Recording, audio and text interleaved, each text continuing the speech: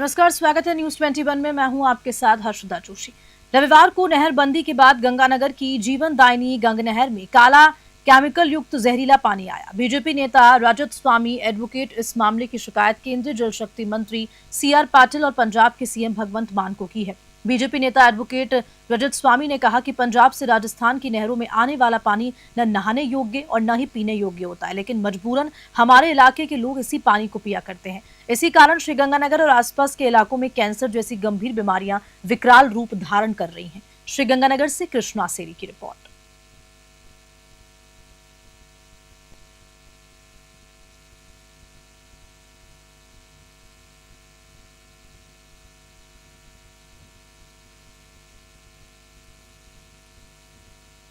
की नहरबंदी के बाद आज गंगानगर की जीवनदायिनी नहर गंग नहर के अंदर पानी आया है। ये पानी इतना दूषित और केमिकल युक्त पानी है और इतनी बदबू और षड्यंत्र मार रहा है। नहर के किनारे खड़ा होना भी मुश्किल है। पंजाब सरकार अपनी हरकतों से बाज नहीं आ रही है। ये पानी पंजाब के 6 जिलों के लोग और राजस्थान के 10 जिलों के लोग, करीब 3 करोड़ से ज़्यादा लोग इसी पानी को पीने के लिए उपयोग में लेते हैं। बुड्ढा नाले का लुधियाना के आसपास के सीवरेज फैक्ट्रियों का गंदा पानी जो इस नहर के अंदर मिलाया जा रहा है, हमने इस बारे में केंद्रीय जल शक्ति मंत्री सीआर पाटिल साहब और पंजाब के मुख्यमंत्री भगवंत मान जी को भी अवगत कराया है। अगर इस पानी को बंद नहीं किया गया तो एक बड़ा प्रदर्शन गंगानगर के लोग करेंगे और दूषित पानी को साफ करने की मांग हम लोग उठाएंगे। खबर डीडवाना से है, जहां उपखंड क्षेत्र के नजदीकी ग्राम ठकरियाबास में हाई टेंशन लाइन के वायर में उलझने की वजह से एक भैंस की मृत्यु हो गई। भैंस की मौत पर किसानों में आक्रोश देखा गया। वहीं आक्रोशित किसानों ने कंपनी के अधिकारियों को मुआवजा देने की बात कही है, जिसके बाद दोनों पक्षों में सहमति बनी। कंपनी के अधिकारियों ने कहा कि आगे चलकर किस तरह की कोई घटना नहीं होगी। अगर होती है तो उसकी कंपनियां जिम्मेदार होंगी। एल&टी कंपनी के अधिकारी के द्वारा मौके पर लिखकर दिया गया कि 10 दिन के भीतर किसान को उसका मुआवजा दिया जाएगा। भैंस का मुआवजा तय 85,000 रुपए किया गया, तब जाकर ग्रामीणों ने धरना खत्म किया। डीडवाना से गुलाम नबी आजाद की रिपोर्ट।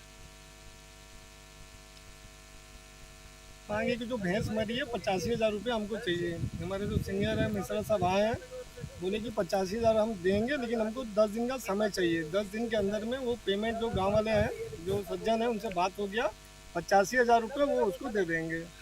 क्या मुख्य कारण है भैंस की मृत्यु होने का? मृत्यु होने का कारण भैंस इधर चल रहा होगा, सिंग फंस गया होगा, निकल नहीं पाया, उसकी वजह से उसकी मृत्यु हो गई है। ग्रामीणों का आरोप है कि पिछले 1 साल से ये वायर यहीं पे पड़े हैं, जिसकी वजह से जिस खेत में वायर पड़ा हुआ, आगे लोकेशन प्रॉब्लम चल रहा था, जो भी लोकेशन आगे था क्लियर नहीं हो पा रहा, मतलब गाँव वाले खुद उसमें ऑब्जेक्शन ले रहा था टावर को लेकर।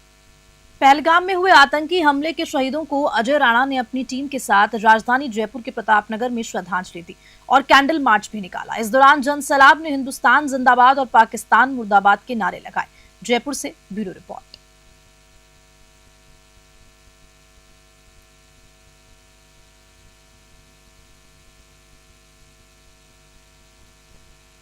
धौलपुर में सर्व समाज की महिलाओं ने पहलगाम नरसंहार के विरोध में कैंडल मार्च निकाला।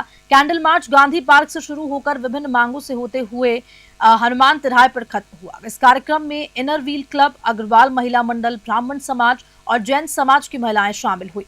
हनुमान तिराहे पर पहलगाम में मारे गए लोगों को श्रद्धांजलि दी गई। विश्व हिंदू परिषद की मातृशक्ति संयोजक रजनी गोयल और सह संयोजक ममता श्रीवास्तव ने कहा कि भारत अब आतंकवाद नहीं सहेगा। उन्होंने सरकार से कड़ी कार्रवाई की मांग की है और इनर व्हील क्लब की सचिव इंदिरा जिंदल ने इस घटना को कायरतापूर्ण बताया। बीजेपी की जिला संयोजक कल्पना शर्मा का कहना है कि पहलगाम की घटना का उचित जवाब दिया जाना चाहिए। धौलपुर से संजय कसाना की रिपोर्ट।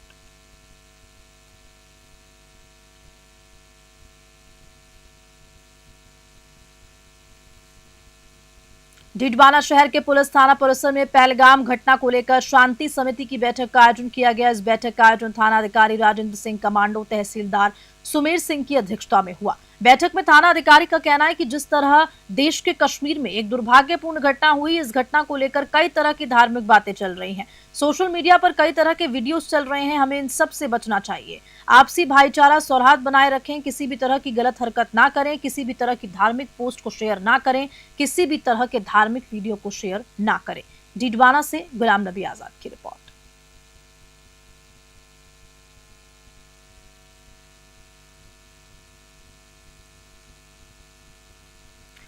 भीलवाड़ा के सुभाषनगर थाना क्षेत्र के चंपालाल हलवाई की गली में एक महिला के मकान पर यह वारदात हुई। जानकारी के मुताबिक सोनू जैन किसी काम से यहां आया हुआ था। इसी दौरान साहिल नामक युवक भी वहां पहुंचा। दोनों के बीच किसी बात को लेकर कहासुनी हो गई, जो बढ़कर मारपीट में बदल गई। गुस्से में आकर साहिल ने चाकू निकालकर सोनू के गले पर वार किया। घायल सोनू को आनंद फानंद में जिला अस्पताल रेफर किया, जहां डॉक्टर्स ने तुरंत ऑपरेशन शुरू किया। सोनू की हालत गंभीर बनी हुई है। थाना प्रभारी शिवराज गुर्जर ने कहा कि हमला करने के बाद साहिल मौके से फरार हो गया। पुलिस हमलावर सहित साहिल की तलाश कर रही है। डीएसपी सदर श्याम सुंदर विश्नोई ने मामले पर क्या जानकारी दी, देखिए इस रिपोर्ट में।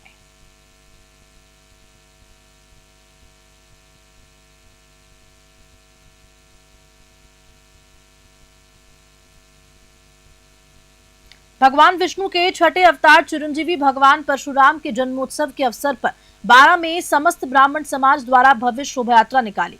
इस अवसर पर शहर की सड़कें भगवान परशुराम के जयकारों से गूंजती रही और सुसज्जित चौराहों एवं शोभा यात्रा मार्ग में कई स्थानों पर पुष्प वर्षा हुई। आयोजन समिति के अध्यक्ष जयेश गालव ने बताया कि शहर के श्रीराम स्टेडियम से शुरू हुई शोभा यात्रा शहर के विभिन्न मार्गों से होते हुए प्रताप चौक पहुंची, जहां समाज जनों द्वारा भगवान परशुराम की महाआरती की तत्पश्चात स्नेह भोज किया। शांतिपूर्ण और सुव्यवस्थित रूप से चल रही शोभा यात्रा में क्रमानुसार बैंड के साथ बुलेट बाइक पर युवा घुड़सवार, डीजे, परसा वाहिनी, महाकाल सैनिक, नगाड़े और शहनाई वादन सहित डीजे के साथ मातृशक्ति कर्मचारी संघ एवं बैंड के साथ वरिष्ठ जनों समेत सनातनी वेश में विप्रजन उपस्थित रहे। 12 से हरीश शर्मा की रिपोर्ट।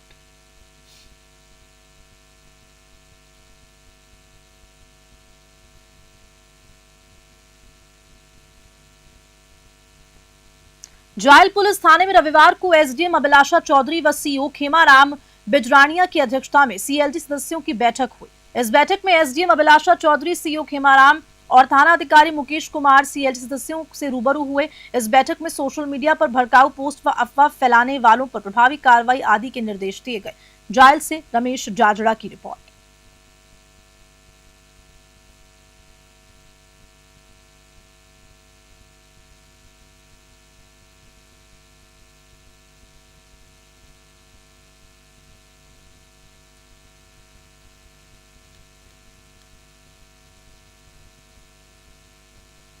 जम्मू कश्मीर के पहलगाम में हुए आतंकी हमले को लेकर प्रशासन पूरी तरह से अलर्ट मोड पर है। उसी को लेकर रायसिंह नगर पुलिस थाने में एडिशनल एसपी भंवरलाल मेघवाल, उप जिला कलेक्टर सुभाष चंद्र चौधरी, थाना अधिकारी सत्यनारायण गुदारा ने शहर के सीएलजी सदस्यों व ग्राम रक्षक की बैठक बुलाई।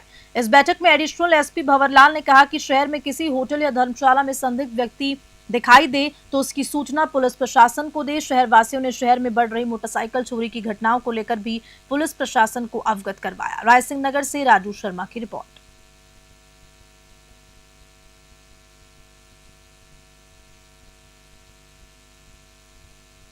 डीडवाना जिला मुख्यालय के नजदीकी खूनखुना थाना क्षेत्र के ग्राम तोशीना में अज्ञात लुटेरों के द्वारा एसबीआई बैंक में एटीएम को गैस कटर से काटकर 19 लाख से ज्यादा की लूट को अंजाम दिया गया। एटीएम से करीब 19,84,000 अज्ञात लुटेरे ले गए। एटीएम के बाहर व अंदर लगे सीसीटीवी कैमरे पर रंगीन कलर या फिर दिया गया एवं एटीएम के शटर को बंद कर लूट को अंजाम देकर लुटेरे मौके से फरार हो गए। मौके पर एफएसएल टीम के द्वारा मौके से साक्ष्य जुटाए गए। वहीं पुलिस अपनी आगे की कार्रवाई में जुट गई। आसपास के बैंक के सीसीटीवी फुटेज देखे गए, जिसमें 4 युवक संदिग्ध दिखे, जिनकी तलाश जारी है। डीडवाना से गुलाम नबी आजाद की रिपोर्ट।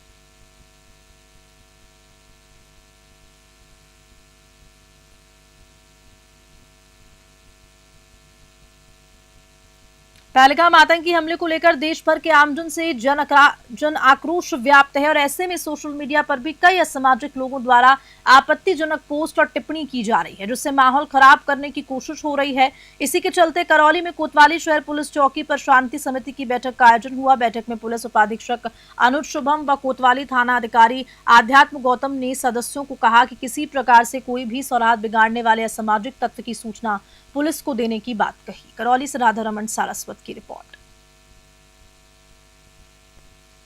बैठक में किन मुद्दों पर चर्चा हुई और क्या निर्देश दिए? सीएलजी की आज, क्योंकि हम हर माह सीएलजी मेंबर से इनकी मीटिंग करते हैं, आज भी उसी संदर्भ में ये मीटिंग रखी गई थी। इसमें पहलगाम में जो अटैक हुआ उसके संदर्भ में भी समाज के सब जो संभ्रांत व्यक्ति हैं, सीएलजी मेंबर्स हैं, व्यापारी संगठन है, इन सब से बात करके ये बताया गया है कि किसी भी प्रकार की कोई घटना दुर्घटना या कुछ बात होती है या कोई भी किसी प्रकार की कोई अफवाह फैलाता है तो उस पर, चूँकि CLG मेंबर है, ये पुलिस के आंखनाक कान है, इनको भी बराबर बताया गया है कि इस प्रकार की जो कोई भी बात होती है इस पर नजर रखें और पुलिस को उसके बारे में सूचित करें। पुलिस उस संबंध में तुरंत एक्शन लेगी और उनके खिलाफ कार्रवाई करेगी। विप्र सेना नोखा टीम द्वारा रविवार वैशाखी अमावस्या को सुबह नोखा के चौक चौराहों सड़कों पर विचरण कर रहे निराश्रित गौवंश को 5 क्विंटल हरी सब्जियां खिलाई गई एवं पानी पीने के लिए कुंडिया लगाकर गौसेवा की आमजन को प्रेरणा दी।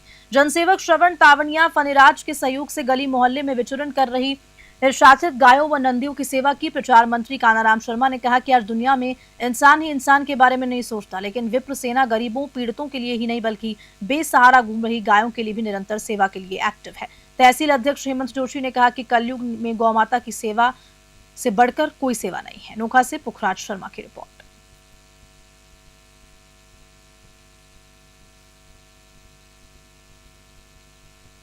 खबर दौसा से है। जिले के मंडावर एवं मानपुर थाना परिसरों में CLG बैठक आयोजित हुई। मंडावर SHO प्रवीण मीणा ने आपसी सौहार्द व संयम बनाए रखने के साथ ही सोशल मीडिया, फेसबुक, ट्विटर आदि पर गलत कमेंट्स नहीं करने व सावधानी बरतने की अपील की। वहीं मानपुर SHO सतीश कुमार ने अफवाह फैलाने वाले मैसेज को फॉरवर्ड करने से बचने और इसकी सूचना तत्काल से पुलिस को देने के लिए कहा। मेहंदीपुर बालाजी से गोपाल नांद्रे की रिपोर्ट।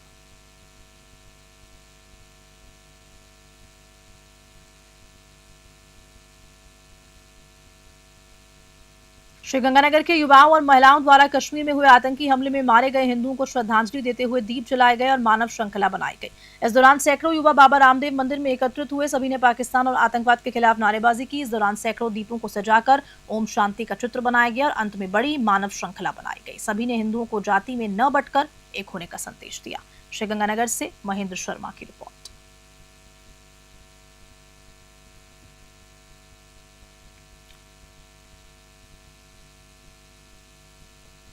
और चलिए इसी खबर के साथ मॉर्निंग न्यूज में इतना ही। नमस्कार।